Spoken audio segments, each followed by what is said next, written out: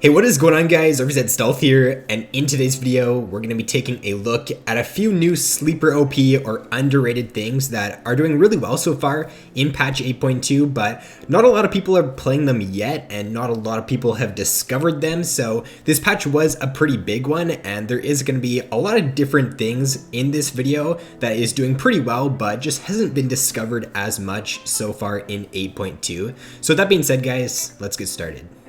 So the first champion we're going to take a look at here is going to be Skarner, and Skarner's doing a lot better now. He got a buff in, I think it was last patch, he got a buff to his E, the damage got increased on it, and the stun duration also got increased. And as more people have started to play Skarner now and figure out like what's best on him, he's doing really well in 8.2.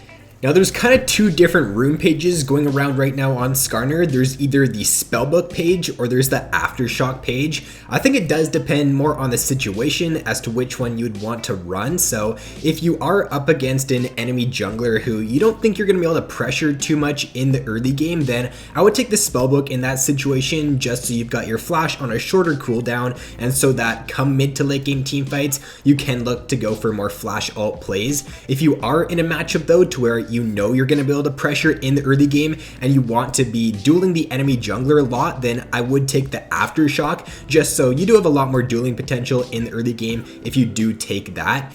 And then one more thing to note about Skarner, he could be doing even better right now if people actually were maxing the right abilities on him. As you can see on screen here, most people are still maxing Q first, W second, and then E last, but significantly E max has the better win rate and is doing a lot better than a Q max or a W max would on Skarner. So if you are playing Skarner in this patch right now, just make sure you are maxing out your E first, your Q second, and then your W last.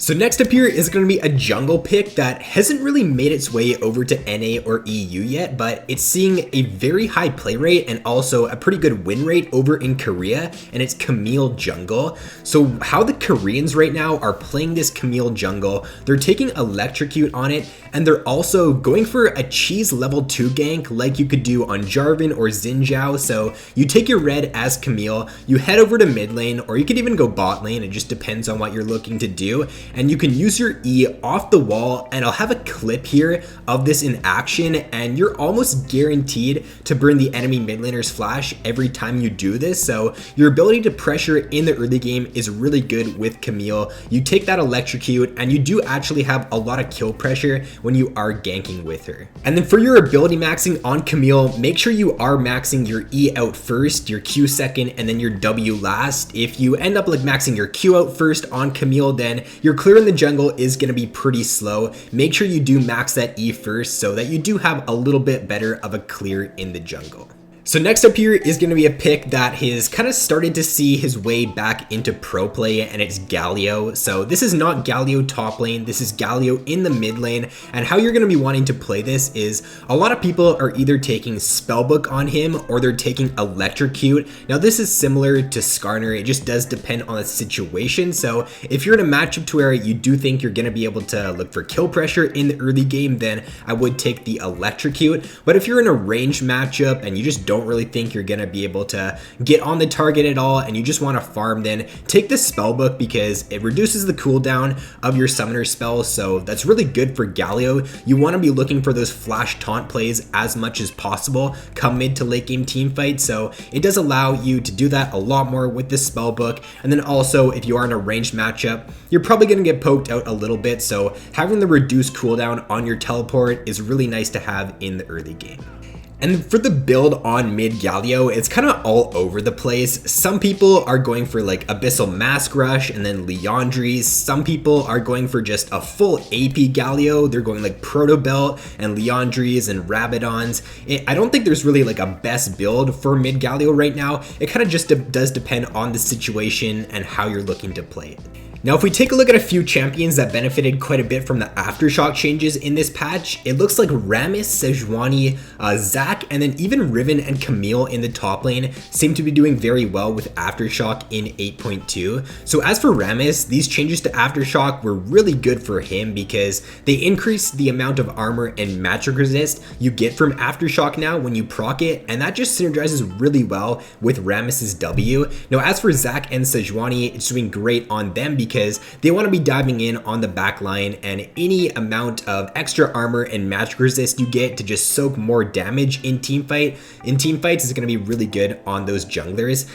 Now as for Aftershock on a few of these top laners like the Camille and the Riven, it still is a little bit too early to tell whether this is the best option now on these top lane picks. Theoretically, it does allow you to trade very nicely in the early game because when you get the stun with Riven or the stun with Camille, then it does allow you to gain a ton of armor and magic resist, so you're almost always guaranteed to win that trade when your Aftershock is up. It's just kind of up in the air right now as to whether it's better than something like the Spellbook on Riven or like the Comet on Camille, but it is definitely something that you should experiment with in this patch if you are a Riven or a Camille main.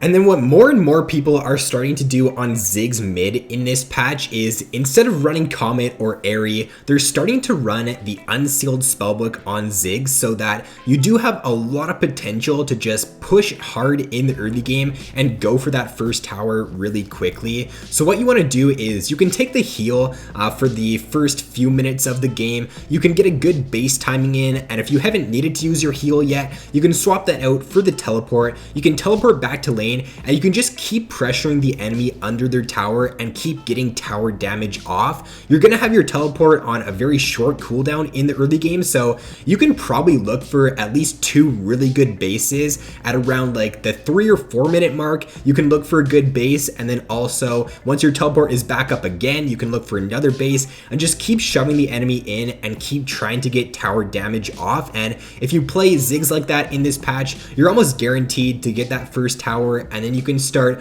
roaming around the map and just helping your team out and just get a really good snowball going in the early game by taking that Unsealed Spellbook.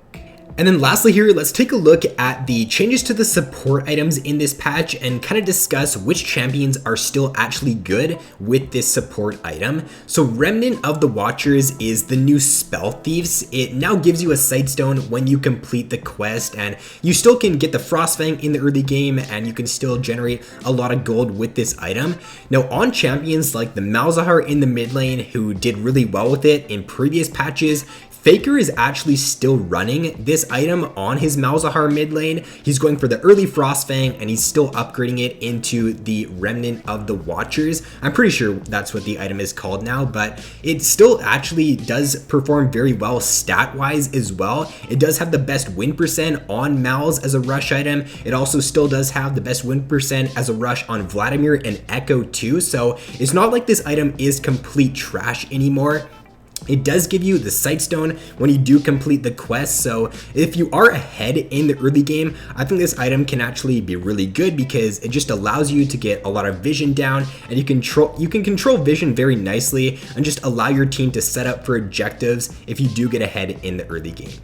Now as for the Frostfang rush on junglers like the Evelynn and the Nidalee, it is actually still doing well in 8.2. A lot of Korean junglers are still going for this. NA and EU junglers aren't going for it as much, but the reason to why it's still pretty good is because Frostfang, it still does give you really good stats in the early game. You can generate a lot of gold from it, and it's just a very cost efficient item, and you don't actually have to upgrade it into Remnant of the Watchers in order to get your Sightstone. Once you complete the quest with Frostfang, you will just get the Sightstone from this item, so it's really good. It allows you to go for like Red Smite on these junglers, and you're also still gonna have a Sightstone as well that you can use to help your team get vision. So overall, it's still a good option, and pro players are still running Frostfang in this patch. And then as for support champions that are building the Frostfang item, they're actually doing a similar thing to what junglers are doing in this patch. So they're not actually finishing off their Frostfang into Remnant of the Watchers. watchers,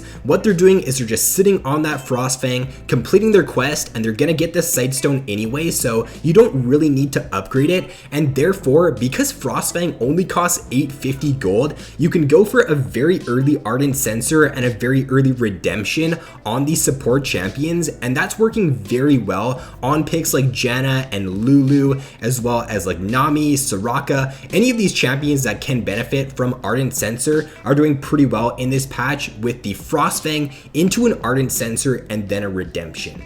And then as for a few of these other support picks like the Alistair or the Braum that will be building Targons, obviously these picks won't be rushing an Ardent Sensor, but what is working pretty well on these picks is sitting on the Targons as well, and then completing something like an early Locket or an early Knight's Vow on these tank support picks. So there is definitely a lot of different itemization that you can now go on these support picks due to the item changes in this patch. So that is going to be all for this video, guys. Hopefully this does give you some pretty good information on what's doing better right now in this patch and what you should now be looking to do in 8.2. This was one of the bigger patches, so I did spend quite a lot of time researching for this video and just making sure that I did catch a lot of the new things that are doing better in 8.2. But with that being said, guys, if you did enjoy this video, then be sure to leave a like, subscribe if you have yet to already. So thanks for watching, have an awesome day, and I'll see you in my next video.